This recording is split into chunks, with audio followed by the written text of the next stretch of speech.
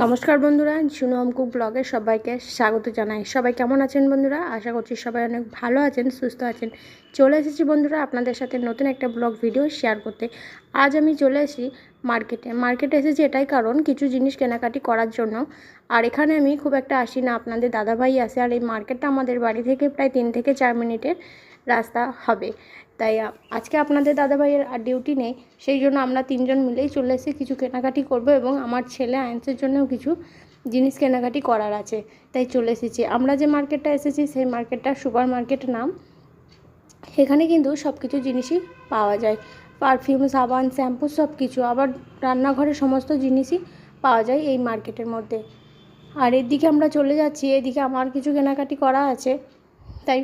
আর আয়ান্স দেখুন পুরোটা ঘুরে ঘুরে দেখছে। আর এই যে এখানে কী নেবো কী নেবে আমি বলেছিলাম সেইগুলো আপনাদের দাদাভাইয়ের সাথে আলোচনা করছিলাম, সেই সবগুলোই ও দেখছিল যে আমি নিচ্ছি কি নিচ্ছি না।